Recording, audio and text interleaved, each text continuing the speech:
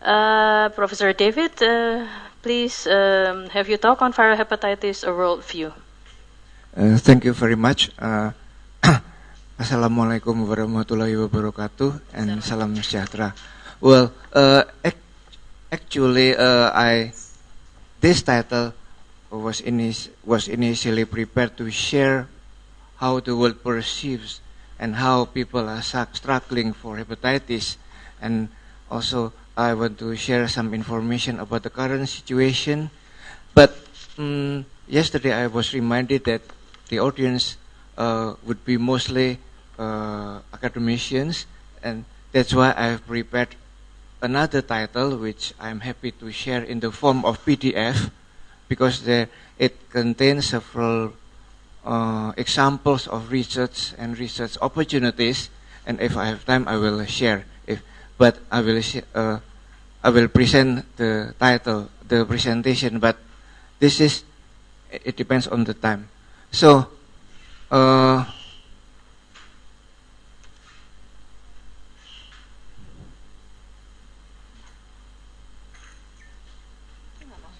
yang mana? I see. Yes. So this is the outline of my talk today, viral hepatitis as a global problem. There are 5 groups of viruses, hepatitis A, B, C, D, and E, that gives rise to major public health problem globally. And we know that hepatitis A and E, this is hepatitis E, are transmitted fecal orally and have some sporadic endemicity in several parts of the world. And hepatitis B, we know and will be described later, and also hepatitis C. And this is hepatitis D, which is actually an abortive virus, which is only survived in the presence of hepatitis B. And so far there is no report from Indonesia that this virus is discovered. Perhaps, but we don't have the system and there is no report from Indonesia. Now the 2 viruses that actually give a serious burden to the community is hepatitis B and C, with 1.4 million deaths each year, and 800,000 are due to hepatitis B and 500 are due to hepatitis C. This is the WHO fact sheet of last year. And today is the 5th of April, right? May, and 2 months ago, this book was published, and it mentioned that an estimated 78% of all cases of liver cancer and 57% of those of cirrhosis are caused by chronic B and C infections. And now, liver cancer has become the 2nd leading cause of cancer death worldwide, after lung cancer. These are the leading causes of infectious disease death worldwide, according to Lozano, which was published, a famous paper published in Lancet last year. And those with red are the viruses that have certain problems and have been the focus of many countries. We can see here HIV/AIDS, viral hepatitis, tuberculosis, and malaria. We can see the death rates they caused. So I think viral hepatitis rank just after HIV/AIDS. We can see the problem. Also, here if we focus,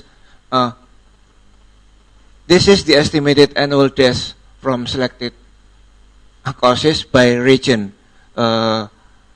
We have actually 1, 2, 3, 4, 5 regions, and if we focus on Asia Pacific, the highest death is caused by viral hepatitis, and second is tuberculosis. HIV is less here.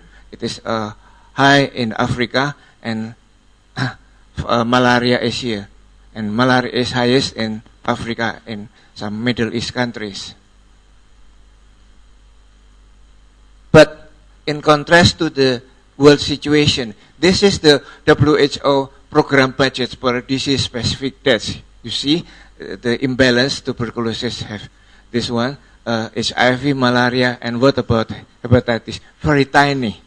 So, because the problem is under-recognized, and then, but now slowly people begin to understand, and actually there are 1/3 of the world populations have been infected by this virus as measured by the prevalence of anticore. And it was mentioned by Margaret Chan that the director of WHO, this is one of the most neglected global pandemics that going on from year to year. And more than 240 million are chronically infected with a 15 to 25% risk of premature mortality from cirrhosis and liver cancer. Usually they don't feel anything, but they suffer in their productive ages and they die prematurely. And we live in Asia Pacific region, Indonesia as well as Australia, and 75% of those carriers live in this region. This is the global prevalence of hepatitis B. Indonesia is here. We belong to high and intermediate endemicity. And this is the situation of one study that was done in 2007. Actually, there are several studies done in Indonesia, but there has no national figure. So I think we need to study that is well planned, that can represent the whole part of Indonesia. But we can see that the prevalence rate of HBsAg is around 3 to 9.4%, and it means that Indonesia belongs to intermediate and high endemicity of hepatitis B. This virus is caused by hepatitis B virus, which is a small DNA virus consisting of outer envelope, which is made up of hepatitis B surface antigen, HB. And if we open the outer skin, we can find the inner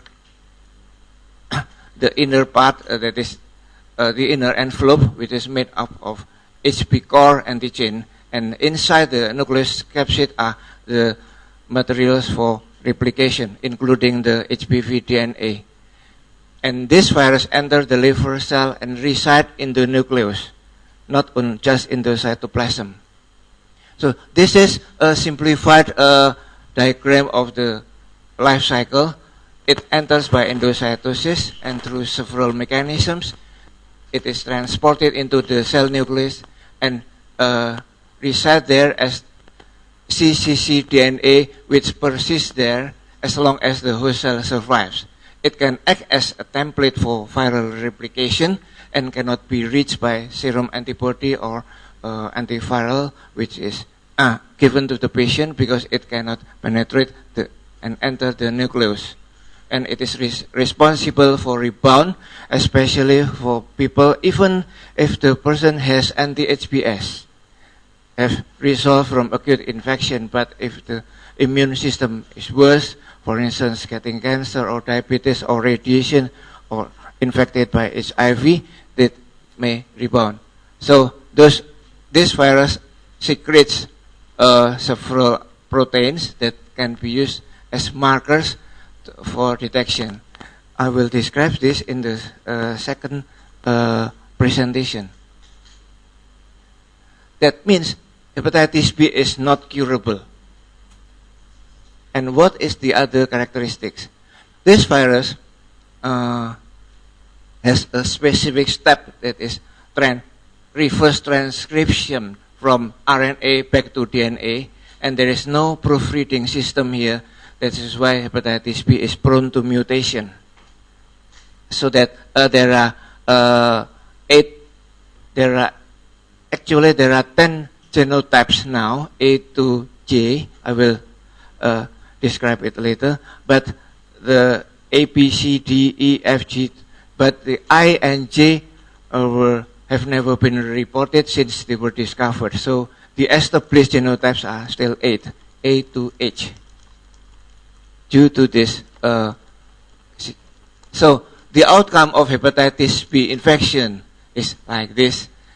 After acute infection, the patient can resolve or become chronic carrier, and the chronic carrier can develop to cirrhosis and then liver cancer. But remember that it can jump directly from chronic hepatitis directly to liver cancer because of the presence of cccDNA in the nucleus that can integrate with the human or the host DNA. So this is the outcome or manifestations of hepatitis B. So how actually the course of its hepatitis B is determined by the acquisition time. If it occurs in the neonatal, it will be an inapparent disease, and 95% become chronic. They don't feel anything, but they can become cirrhosis and or hepatitis cellular carcinoma. In contrast, people who have developed their immunity in older childhood and adult, 80% have inapparent disease, but the rest can resolve, and 90 to 99% will recover. And only a small portion of these patients will develop to chronicity that lead to cirrhosis and HCC. This is very important. That's why this is the basis to implement immunization to be given as early as possible to the newly born babies. So what about hepatitis C? It is a growing problem, and also Indonesia. About 150 million are infected with hepatitis C worldwide, with different distribution. Here is Southeast Asia, extremely high prevalence in few countries, and most notably Egypt and Pakistan, because of weak application of infection control measures, such as those to prevent the reuse of syringes and needles. This is the global prevalence of hepatitis C infection. In adults, the same. Well, this is the high prevalence, Egypt here, and also the Pakistan and some part of China. What about the situation in Indonesia? Again, there is no nationwide study, but in the general population, in a study done in 2007, the anti-HCV among healthy population was 2.08%, and among blood donors that was examined in Dr. Yu Yun, who studied PhD at the Eichmann Institute, she discovered in blood donors 0.4%, and among patients of any diseases who came to the hospitals in 5 years' time, the anti-HCV prevalence was 6.3. So this among patients coming to public facilities, public health facilities. This is the clinical course. About 25% of the infected patients are symptomatic, and 75% are asymptomatic, but most of them will become chronic carrier or chronicity, and this will continuously develop to chronic hepatitis, liver cirrhosis, and hepatocellular carcinoma. So there is no silent period during this course of disease. Well, but in contrast to hepatitis B, HCV infections can be cleared. The problem is we haven't had until last year. We have not had potent antivirus that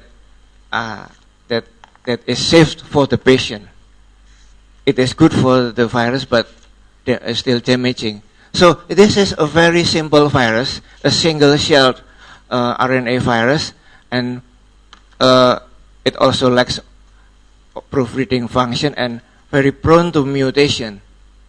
We can see the comparison of viral kinetics in chronic infections with HIV, hepatitis B, and hepatitis C. half the half-time is comparable to HIV. The turnover rate is highest.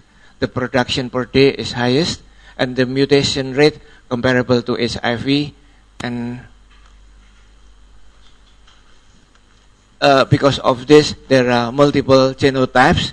And there are 6 genotypes. But since January, it has been revised. Now we have 7 genotypes. But we haven't used this because it's too complicated to change the currently accepted guidelines. So we still stay using the 6 genotypes. These are the genotypes. And genotype 1, why do we use genotypes? Because it has a relationship with the prognosis and also determining the type of treatment. The first that became public concern was genotype 1 and then genotype 4 because they have higher replication rate and associated with more severe diseases like this by the treatment outcomes by genotype. We can see that the yellow bar represents genotype 1 and 4. But again, I would share, I removed the slide that nowadays people realize that genotype 3 is another hurdle because the relapse rate is higher and it induces steatosis or fatty liver even in the absence of high cholesterol level. So interestingly, genotype 3 now is become another problem for our patients. So this is the distribution of this genotype in the world. The dominant genotypes in this region is genotype 1. But here there are genotypes 4, like in Egypt. So what are the actions and achievements that have been made? Actions that have been taken. I just give you a broad view about this. Of course, hepatitis B immunization and blood injection, outbreak control and water and sanitation. WHO Assembly in 1975 passed a resolution that urged all countries to fully implement organized, nationally coordinated blood programs with appropriate regulatory system. We have implemented this system in Indonesia. And in 1992, the Assembly released a resolution to urge to include all countries, to include hepatitis B vaccines in national immunization programs. And cancer control in 2005 includes hepatitis B vaccination as a vaccine that can prevent cancer. So this is the historical moment we had because this is the first WHO and all the world recognized the problem of viral hepatitis, and this resolution was sponsored by Brazil, Colombia, and Indonesia. And this is the late Minister Endang. This is the situation when the resolution was debated and adopted. And right in 20 of May 2010, Hari Pembangunan Nasional. So that was the story. After that, people in the world continues to start to incorporate their programs. I come to the first issue, that immunization. Hepatitis B vaccine has been regarded and accepted as the first anti-cancer vaccine, as 60 to 80% of liver cancer is caused by hepatitis B virus. This is the global coverage of the completed 3 doses of vaccination in infants. We can see, and this is the situation of Southeast Asia. It's the lowest compared to the other parts, even lower than the coverage in Africa, including perhaps in Indonesia. Well, Australia belongs to Western Pacific. Here, oh, very good coverage. This is this is the picture that as of July 2011, 180 member states of WHO vaccinate infants against hepatitis B as part of their vaccination schedules, and 93 member states introduced the hepatitis first dose, which is given within the 12 hours of life. Yeah, most of here. And what about in Indonesia? The vaccination of hepatitis B was introduced in Lombok in 1987 as the first WHO model to vaccinate infant, and it was integrated into API. It was a collaboration between MOH with Task Force on Hepatitis B Immunization that was led by Professor Ian Gass and colleagues, and some people, including Ruth Tillman and others, in the Burnett and Path. Then the program was successful, and the strategy was adopted by WHO and applied in Kenya, Gambia, but not yet in Indonesia. Indonesia then expanded to 4 provinces, then added 3 provinces in 2092, and then added 6 provinces here, and became a national program in 1997. So 10 years after the success of vaccination done in Indonesia, while other people, other countries have enjoyed the benefit of this project. And the birth dose vaccination started here around the year of 2000. And this is the coverage HB3 completed in Indonesia. I tried to find this. It's pity that I don't have the latest data, but we are encouraged if we see this because the completion is good. But the coverage of hepatitis B first dose is also good, especially after 2011, because the target of WHO could be could be met. And we are also happy that we have Unicheck, which is a single monovalent vaccine that can stay outside of the cold chain for 30 days, so that actually we have the advantage to use this vaccine because it can be put at the end point, so as close as possible to the expecting mothers. And if we break down to the provinces, this is the result. This beautiful achievement actually was contributed by the achievement in certain provinces, but classically provinces like in Papua and remote islands in Maluku and others have low coverage. Yeah, we understand that they live in unfriendly geographical situation with very hard. That's why we try to urge integration of vaccination with the mother and child health care. So it is no longer given by the Juru vaccine, that is the immunization staff, because it is unschedulable. Yeah, it should be taken care of and coordinated by the midwife. So we try to develop a pilot project, very simple, to change the definition of birth package or delivery package. Usually the delivery package consists of scissors, sterile string, what else? Cotton, and alcohol. But we plan to add with Unicheck. So, but to change this, it's very hard because it is coordinated by different kingdoms, that is CDC and Mother and Child Health within the ministry. So very hard. So this year we plan to make a pilot project in 3 provinces, and we can report this to the minister. Look, you need to integrate and combine this. very hard, even within a single ministry. So this is the achievement.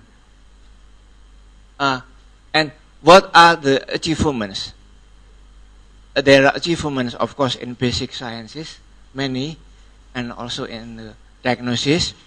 We have more sensitive and more reliable and specific and treatment. And I jump to the treatment because the issue on diagnosis is presented in the second slide. There has been treatment progress for hepatitis B. Of course, not as good as for hepatitis C due to the presence of cccDNA. But we are able to decrease with long sustainable suppression and seroconversion because we can activate the immunology system as well as having antiviral by using immunomodulators that are speculated interferon. Now there are two brands or two types, alpha 2A and alpha 2B. And we have potent antiviral agents. Those are lamivudine, adefovir, entecavir, telbifudin, and tenofovir. The last one is also used for HIV. We can use in combination to decrease. There are guidelines that agree the implementation, but there is variations of the guidelines, and the one that is applicable here is the APASL we have, and this is the treatment for hepatitis C.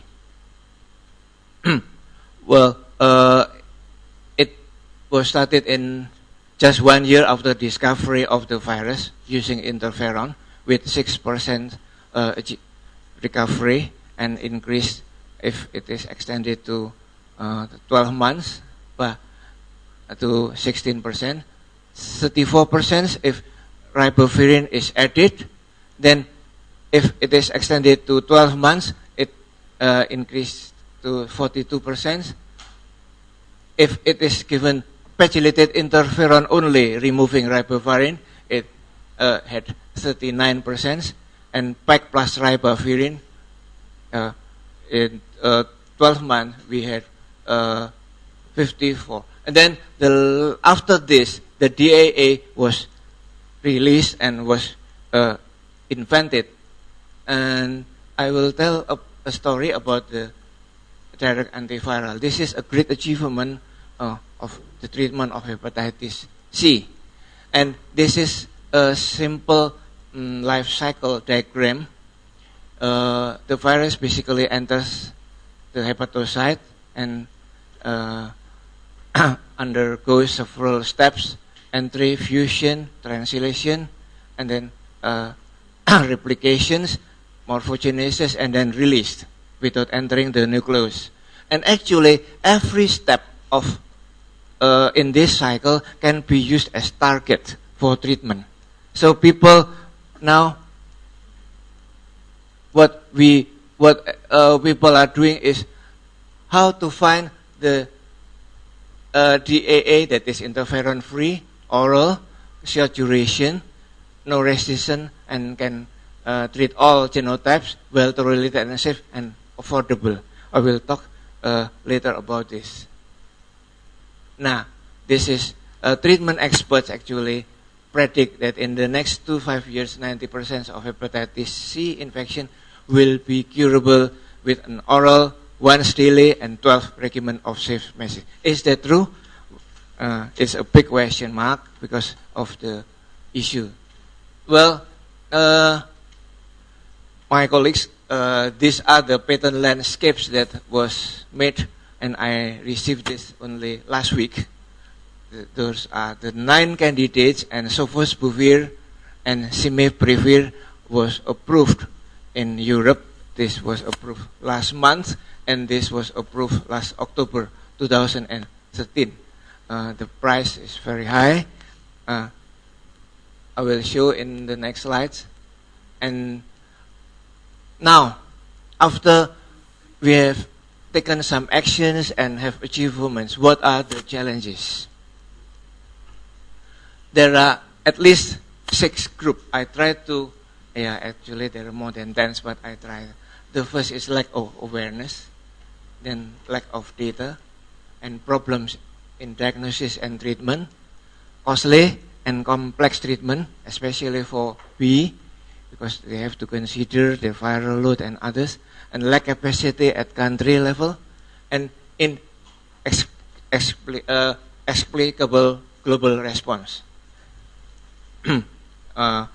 I don't use the word unresponsiveness for politeness. So the lack of awareness. Actually, there is lack of knowledge and awareness among risk populations, among healthcare providers, including doctors, and also policy makers. And lack of data, because there is inadequate surveillance, so that the full of problem is unknown, and data and the action plan cannot be made properly. And this bring the hepatitis viruses not recognized as priority. I had a discussion with Dr. Yanti just now. Please, if possible, include this before it is closed, because this we will have to wait in 5 years if it fails to enter this 5 years plan. And the problems, the third is problem in diagnosis and treatment. The treatment and diagnosis are not readily accessible in many resource-constrained settings. It can be countries or provinces, and cannot really cure the disease, especially for hepatitis B. And it is complicated by toxicity, antiviral resistance, and development of mutants. And there is need for long-term follow-up.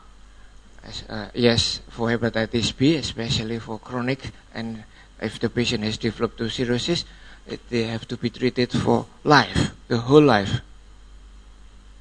And it is costly and complex. Well, there is a sophisticated molecular laboratory test, because we have to measure occasionally or timely the viral load and phenotyping, and complicated treatment procedure and high cost. And this is, well, Sofosbuvir that was launched in the beginning of November last year, cost $84 per 12 weeks. So $1,000 per tablet.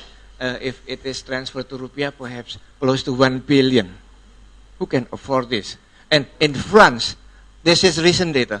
I downloaded from ASLD. 55 euro. This is the newspaper in France.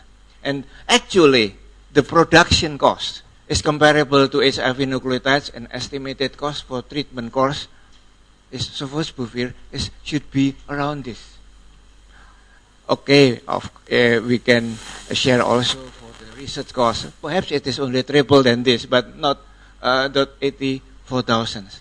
And Ribavirin is cost 28 to 81. So it was questioned by U.S. lawmaker, the parliament's member. Well, this is a graph that I quoted from Journal of Hepatology. Even in high-income countries, this is the proportion of chronic HCV receiving treatment in 2010.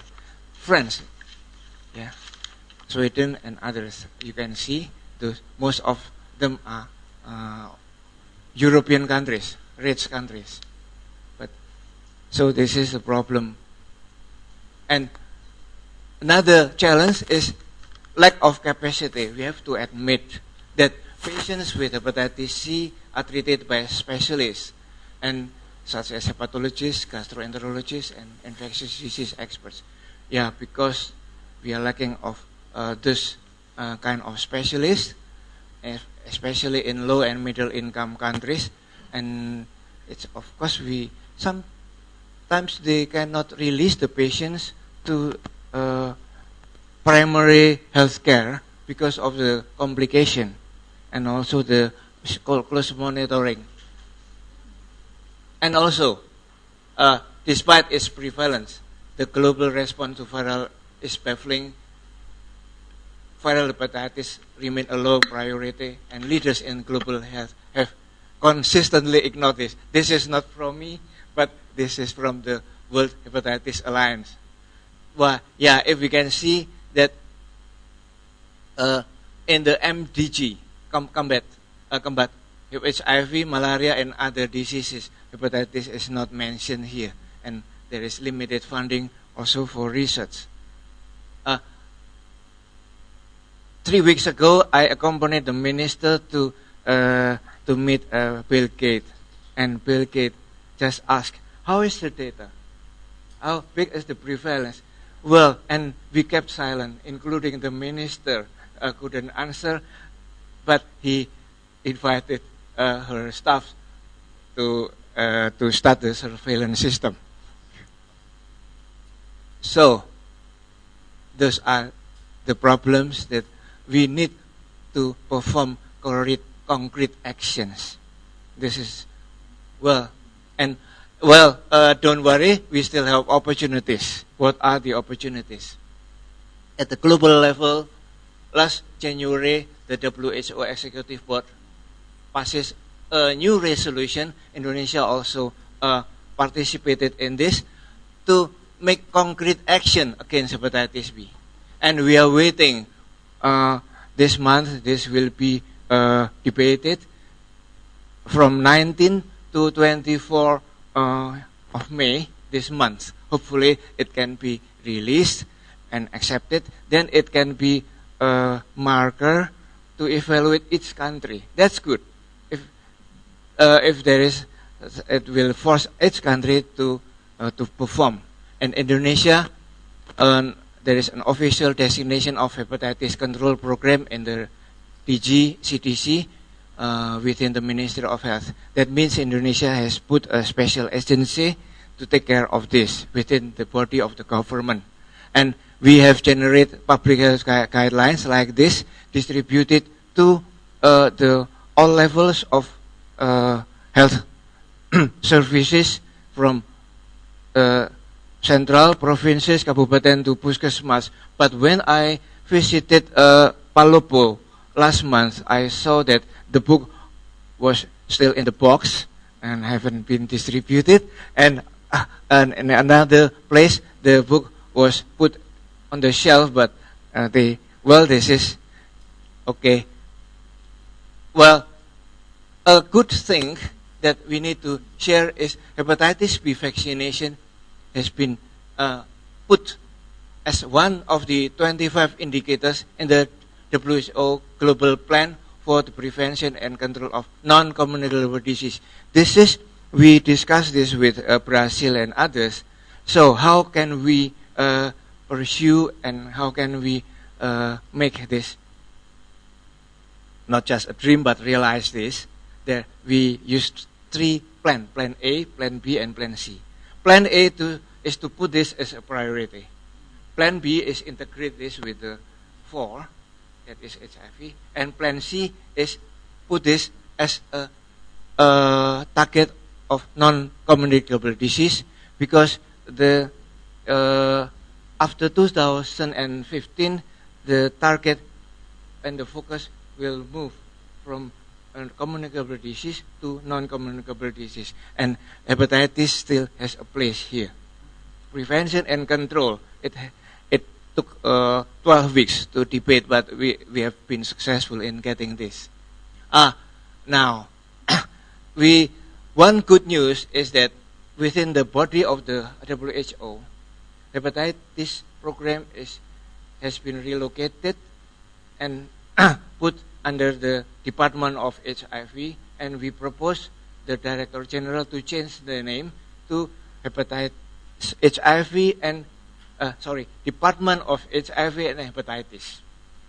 That will change the whole structure of all country offices of the WHO, because the MDG health MDG consists 8, we cannot add one department, but we use this. Well, actually, there are important pragmatic overlap between HIV and viral hepatitis. Yeah, they share same modes of transmission. The overlap of most affected populations, approaches for screening and diagnosis, clinical management of chronic disease, mostly the same, and accelerated development of antiviral medicines can be useful for both, and access to affordable medicine and diagnosis. If we use, for instance, we waive the tax for syringes, it will infect the others. And also, don't forget the role of civil society. They can shout not only for HIV, but civil society. Please, Jogja was famous because Jogja was the first province that celebrated and responded well the first the World Hepatitis Day, and it was done here. I remember when Minister Endang injected a newly born baby. Well, now what should we do? As academic and research institutions, we need to undertake several activities.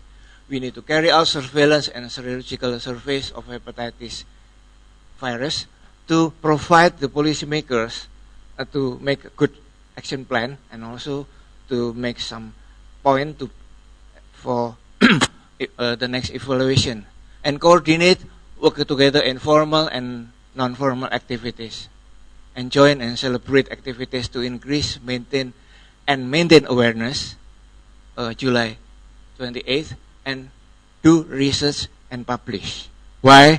Because this is based on the experience from my colleague from Egypt, Professor Ahmed. As this what was done in Egypt. The publication about HCV in Egypt, year by year. This is from 2000, and you can see the steady increase of their publication in Egypt. Yeah. Very simple, but actually Indonesia that has 62 medical faculties. Yeah. Sorry, 72. Yeah, sorry, 72 and 69 are in the western part of Indonesia, and only 3 have responsibility to the eastern part. So a little imbalance, yeah. So yeah, 69 plus 3, yeah. Thank you for reminding me. So we can do this, and this is the result that the Egypt's government purchase and allow local production of vigilated ribavirin, and more than 90% treatments were funded by the government. It's true, and significantly they can reduce they can have 75 discount, and the cost of 48 weeks is around 2,000 euro. Just imagine one shot of Pegasus cost 5 million. 2.5 million, and for 1 month they have to spend only for Pegasus 10 million rupiahs. That is divided by, just maybe. And they also have agreement with it. Made me jealous actually. The cost for 3 months with Sofosbuvir will cost 900 US instead of 84,000 US in US. And this will be manufactured outside Egypt, but with different color, and written on it to be sold in Egypt only. And renewal of the agreement every year, and will be available after the first FASTag registration in Egypt. I received this only 3 weeks ago. So thank you very much. This is the first time of my. Do I still have time? Yes. I think it's. Can we stop okay. now? Yes. I think we should stop the presentations, and we will see about the discussions, and then Yes. how we So, can go about. I will share the second slide presentation in the form of PDF, Okay. and everybody can read. Okay. Okay. Thank you, Professor David Moyono. Now it's